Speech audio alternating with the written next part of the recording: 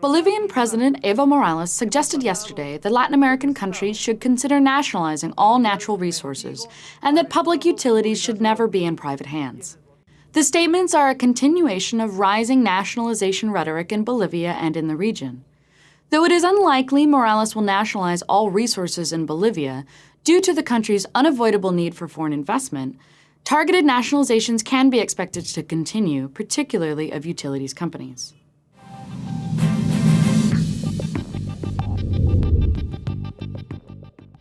Despite being rich in mineral and agricultural resources, Bolivia is per capita the poorest country in South America. This is in large part a result of the 1879 to 1883 War of the Pacific, which left Bolivia landlocked when Chile seized the Atacama Desert.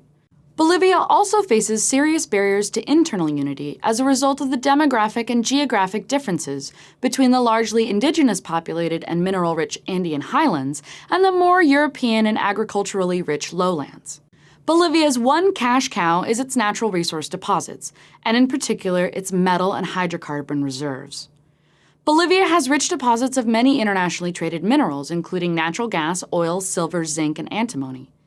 Bolivia's 2007 constitutional revision formed the legal basis for the country's use of nationalization to secure greater control and higher revenues from the production and sale of these resources. Nevertheless, the country relies heavily on foreign investment for the capital and technological expertise required for exploration and development. As a result, Bolivia has had to be flexible in how it approaches foreign companies, and in many cases, nationalizations are in name only.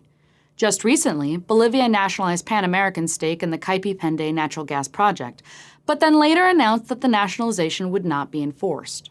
In this case, nationalization was used as a negotiating tool to encourage Pan American to invest more heavily in Bolivia.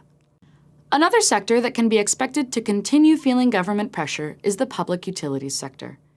Whereas fights between the government and natural resource extractors can be seen as a way to increase public revenue, utilities companies find themselves at odds with the government for largely political reasons.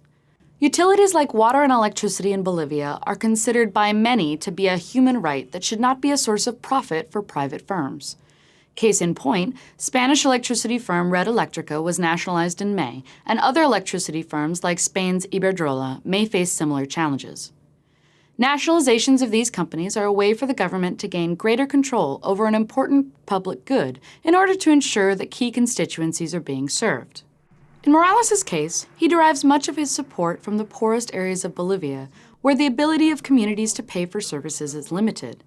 Morales' comments this week point to the government's intention to continue solidifying control over the Bolivian economy. With such a heavy reliance on foreign investment in the resources sectors, a blanket nationalization is unlikely. The continued piecemeal nationalization of utility companies in Bolivia can, however, be expected to continue.